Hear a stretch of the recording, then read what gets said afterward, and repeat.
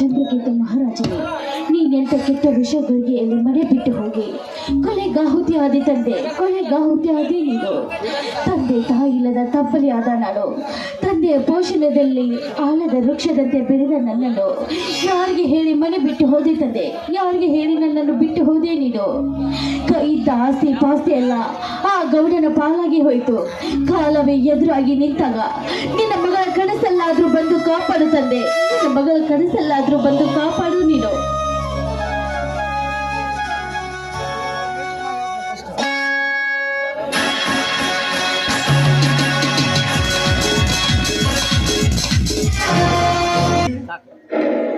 ಸತ್ತು ಹೋದ ನಿನ್ನ ಎತ್ತಪ್ಪ ಕನಸಿನಲ್ಲಿ ಬಂದು ಕಾಪಾಡಲು ಸಾಧ್ಯವೇ?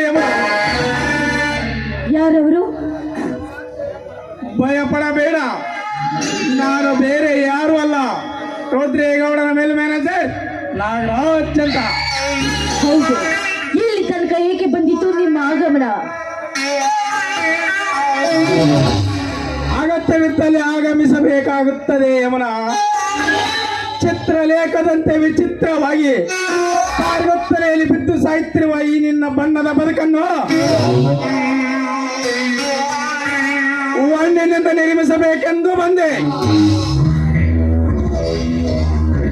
ಹಣದಾಸೆಗಾಗಿ ಮಾನ ಕಳೆದುಕೊಂಡು ಸಾಕಾಗಿ ಬಿದ್ದು ಸಾಯುವ ಹೇಳಿ ಹೆಣ್ಣಲ್ವಾ ಈ ಯಮನ?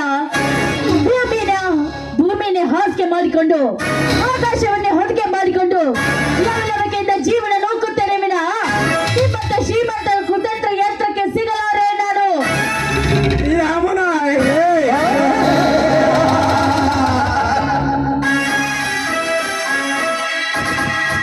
ಸೃಷ್ಟಿ ನಿಯಮದ ಸಂಕಲ್ಪಕ್ಕೊಳಗಾಗಿ ನಿನ್ನ ಭವಿಷ್ಯವನ್ನು ಬರಡಾಗಿಸಿಕೊಂಡಿರುವ ಬ್ರಹ್ಮಾಂಡದ ಬೋಡೆಯನ್ನು ಮುಷ್ಟಿಯಲ್ಲಿರಿಸಿಕೊಂಡಿರುವ ಈ ಚೆಲುವ ನಾಗರಾಜನ ಸತಿಯಾಗಿ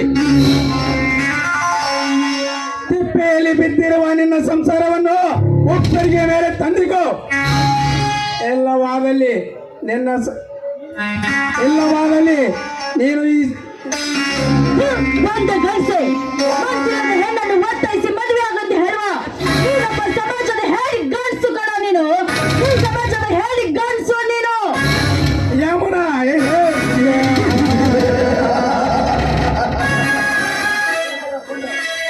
ಪುಂಡ ಪ್ರಚಂಡನಾದ ಗಂಡುಗೊಡಲಿಯ ಪರಶುರಾಮನ ಶಕ್ತಿ ಮೀರಿಸುವ ಈ ನಾಗರಾಜನಿಗೆ ಏಡಿಗಂಡ ಚಂದ ಉತ್ತರಿಸುವ ಎಣ್ಣೆ.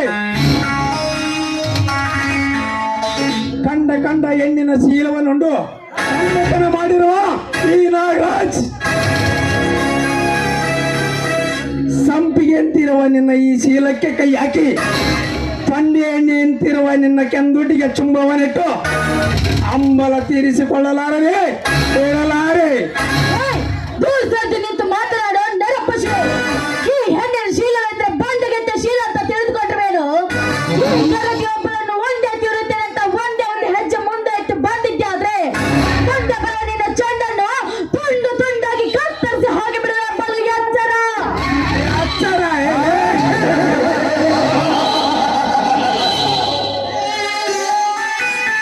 ಹೇಳು ನನಗೆ ಎಚ್ಚ ಏರಿ ಹೇಳುವ ಹುಚ್ಚು ಚಂದ್ರುವಿನ ಮಗಳೇ, ಚಂಡಿ ಅವತಾರ ತಾಳಿದ ಬಂಡ ಹೆಣ್ಣಿನ ಗಂಡನಾದ ಶಿವಶಂಕರನು ಈ ನಾಗರಾಜ್ ಚಂಡಿಯ ಗಂಡನಾದ ಶಿವಶಂಕರನ ಕೊರಳಿಗೆ ಮುತ್ತಿಗೆ ಹಾಕಿ ಮೆತ್ತಿಕೊಂಡಿರುವನು ಈ ನಾಗರಾಜ್.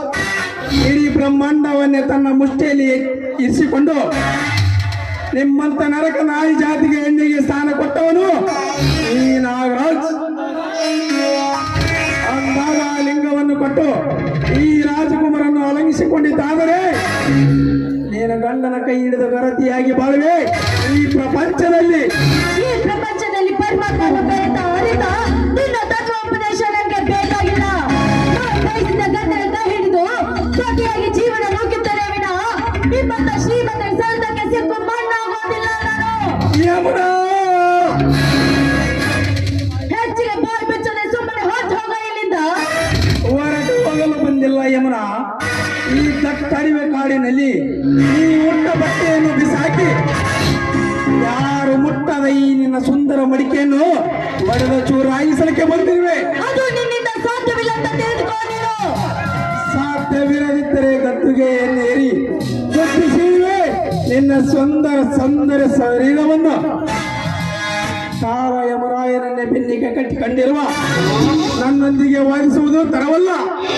ಸುಮ್ಮನೆ ಮೈ ಒಪ್ಪಿಟ್ಟು ನನಗೆ ರಾಜನೆಂದು ಎಲ್ಲವಾದಲ್ಲಿ ಓ ಮನ್ಮಥ, ಮೊದಲು ಲೋಕದ ಪರಿಜ್ಞಾನವನ್ನು ಅರ್ಥ ಮಾಡಿಕೋ. ಆ ನಂತರ ಬೇಕಾದ್ರೆ ನನ್ನನ್ನು ಮಂದಿರಕ್ಕೆ ಹೊತ್ತೊಯ್ಯುವಂತೆ. ಅದೇ ರೀತಿ ನನ್ನನ್ನು ಮುಟ್ಟಲು ಬಂದಿದ್ದೆ ಆದ್ರೆ ನನ್ಗೆ ಮಾತನಾಡಿಸಬೇಕಾಗುತ್ತದೆ. ಬಲು ಎಚ್ಚರ.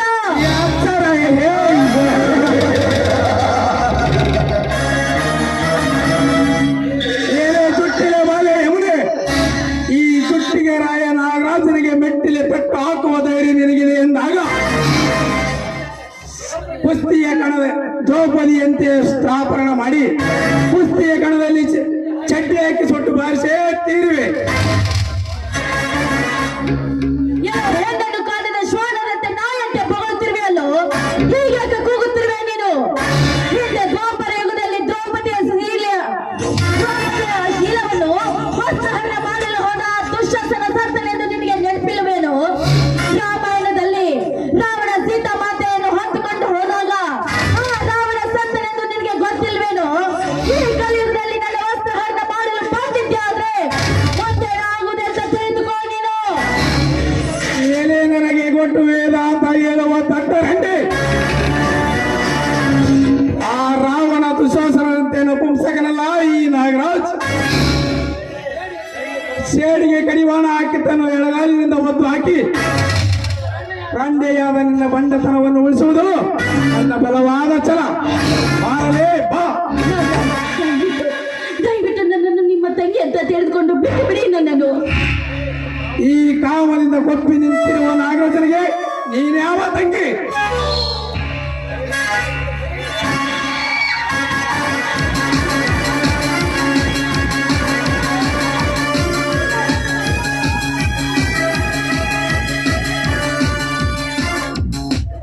ಆಶ್ರಯ ಪುಲಿಯಲ್ಲಿ ಸಿಕ್ಕ ಸುಳೆಯನ್ನು ಕಾಪಾಡಲು ಆ ಬ್ರಹ್ಮನಿಂದಲೂ ಸಾಧ್ಯವಿಲ್ಲ.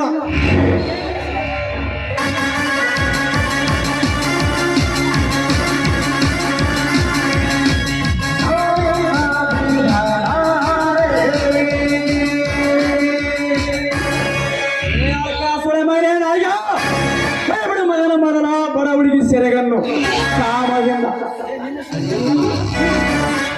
ಈ ನನ್ನ ಸೈಡಿನ ಹೋರಾಟದಲ್ಲಿ ಹಾರಾಡಿಸಿ ಬರುವ ನೀನ್ಯಾವನಲ್ಲೇ?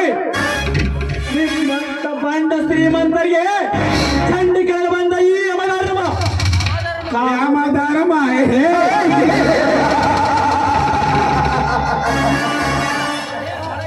ಲೇ ಬರ ಹೆಣ್ಣಿನ ಮಾನ ಕೈಯಲು ಬಂದಿರುವ ಬಿಡಾರಿ ನನ್ನ ಮಗಳೇ, ಗೌಡನ ಬಲಗೈಯಾಗಿರುವ ಈ ನಾಗರಾಜರ ಕೆಣಕಲಿಕ್ಕೆ ನಿನಗೂ ಸಾಧ್ಯವಿಲ್ಲ, ನಿಮ್ಮಪ್ಪನಿಗೂ ಸಾಧ್ಯವಿಲ್ಲ.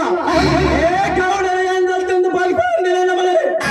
ಇನ್ನು ನಮ್ಮಪ್ಪನ ಬಗ್ಗೆ ಮಾತನಾಡಿದರೆ ಕತ್ತಲ್ಲಿ ಕೊಯ್ದು ನನ್ನ ಹೊರಗ ಬಂದಿಗೆ ಊಟ ಹಾಕಲು ಮಗನ ಎಚ್ಚರದಿಂದ ಮಾತನಾಡು. ನನಗೆ ಎಚ್ಚರ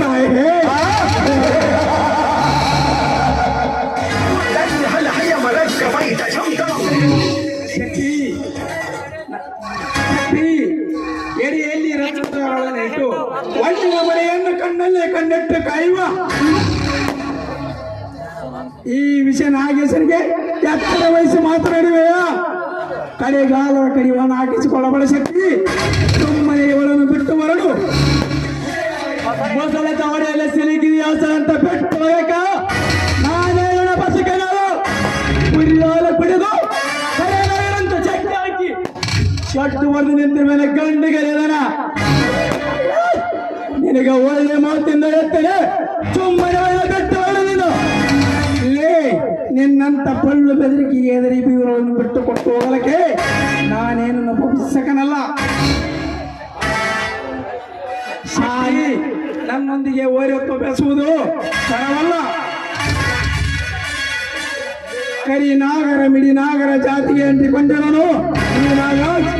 ಮನಸ್ಸು ಮಾಡಿದರೆ 101ನೇ ಕೊಲೆಯ ಪಾಶದಲ್ಲಿ ನಿನ್ನನ್ನು ಮೀಸಲಿಡಬೇಕಾಗುತ್ತದೆ. ಬಲು ಚೋಕೆ ನಿನ್ನ ಕರೆ ನಾಗರವನ ಮಿಡಿ ನಾಗರವನ ಸರ್ಪಕ್ಕೆ ನಾನು ಪಾಠಾಡಿಸುವ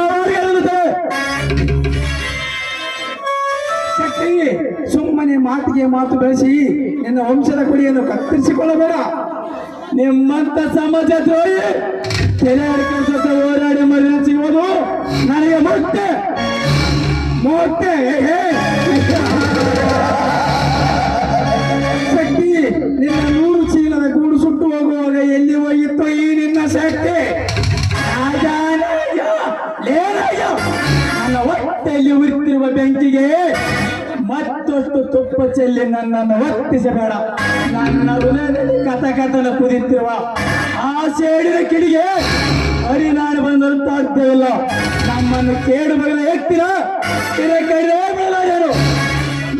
ಲೇಖ ನಮ್ಮ ಕೇಡು ಬಗಲ ಆ ಕೇಡ ಚಂಡು ಕಡಿದು ನಮ್ಮೂರ ಬಾರಿ ಕಟ್ಟಡಿದ್ದರೆ ನಾನು ನಮ್ಮ ಪರಿಣತಕ್ಕೆ ಜನಸಮಯ ಏನಾಗ ಈ ಸೇಡಿನ ಪ್ರತೀಕಾರದಲ್ಲಿ ಅವಳನ್ನು ಮುಟ್ಟುತ್ತೇನೆಂದು ಈ ಪ್ರಶ್ನೆಯ ಮೊದಲನೇ ಈ ನನ್ನ ಪ್ರೇಮ ಕಾರ್ಯಕ್ಕೆ ನೀನು ಅಳವಡಿಸಿ ಬಂದು ಒದ್ದು ಹುಲಿಯಂತೆ ಅರಗಾಯಿಯವಾಗಿ ಮಾಡಿರುವಂದ ಮೇಲೆ ಸಮಯ ಬಂದಾಗ ನೋಡಿಕೊಳ್ಳುತ್ತೇವೆ.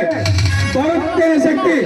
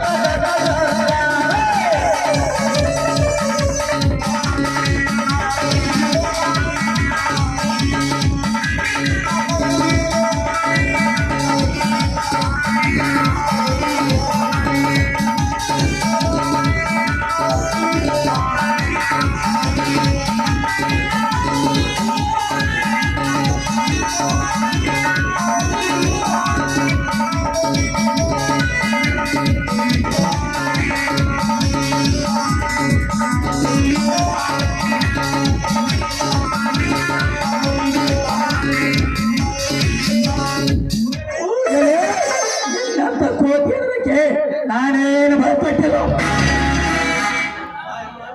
ಯಮನ, ನೀನೇಕೆ ಹಿಡಿಯುವುದರಿಗೆ ಬರಬೇಕಿತ್ತು? ಇನ್ನು ಹೋಗು. ನೋಡಿ, ನಮ್ಮ ತಂದೆ ದಿನಕರನ ಪೂಜೆಗಿಂತ ಬಂದಿದೆ. ಅಷ್ಟರಲ್ಲಿ ಈ ಪಾಪಿಯಿಂದ ನನ್ನನ್ನು ಪಾರು ಮಾಡಿದ್ದಕ್ಕೆ ನಿಮಗೆ ಅನಂತ ಅನಂತ ಧನ್ಯವಾದಗಳು. ಕಷ್ಟದಲ್ಲಿ ಬರುತ್ತಿರುವ ಹೆಣ್ಣಿಗೆ ನಾನೇ ಆಶೀರ್ವಾದ ಕೊಟ್ಟು ಇವಳ ಬಾಳಿಗೆ ನಾನೇ ಜ್ಯೋತಿ ಆಗಬೇಕೆಂದು ಕರೆದುಕೊಂಡು ಬಂದಿದ್ದೇನೆ. ನಿಲ್ಲಿ ಶಕ್ತಿ, ನನ್ನ ಕೈ ಹಿಡಿದು ನನ್ನ ಬಾಳಿಗೆ ಬೆಳಕಾಗಿ ನನ್ನನ್ನು ಸತಿಯಾಗಿ ಸ್ವೀಕರಿಸಿ ಅಂತ ನಿಮ್ಮ ಕಾಲು ಹಿಡಿದು ನಾನು ಬೇಡಿಕೊಳ್ಳುತ್ತೇನೆ. ಯಮನ, ನೀನು ತಿಳಿದುಕೊಂಡು ಸುಲಭವಿಲ್ಲ. ನಮ್ಮಿಬ್ಬರ ಮದುವೆ. ನಾನು ಅಣ್ಣ ಹತ್ತಿರ ಬೇರೆಯಲ್ಲಿ ಬಿದ್ದ ಪ್ರಾಣಿ. ನೀನು ಯಾವುದೇ ರೀತಿಯಲ್ಲಿ ನನ್ನನ್ನು ಮೆಚ್ಚಿಕೊಂಡಿರ್ಬೋದು. ಅಂದರೆ ಮನೆಯಲ್ಲಿ ಹಿರಿಯರನ್ನು ಕೇಳ, ಅವರು ಒಪ್ಪಿದರೆ ಸರಿ, ಒಪ್ಪದಿದ್ದರೆ ನಿನ್ನನ್ನು ಕೈ ಹಿಡಿದು ಕಾಪಾಡುವ ಭಾರ ನನಗಿರಲಿ. ಮೆಚ್ಚಿದೆ ನಿಮ್ಮ ಉದಾರ ಗುಣಕ್ಕೆ. ನೀವು ಕೈ ಹಿಡಬೇಕಾದ್ರೆ ಯಾವ ಜನ್ಮದ ಪುಣ್ಯವೋ ನಾ ಕಾಣುವಂತ. ಹಾಗಾದ್ರೆ ಮನಸ್ಸಾಡಿಸುವಂತೆ ಒಂದು ಪ್ರಾಣಿಯಾಗಿದ್ದಾಳು. ನಾನು ಹಾಡಿ ಕುಣಿಯಬೇಕು.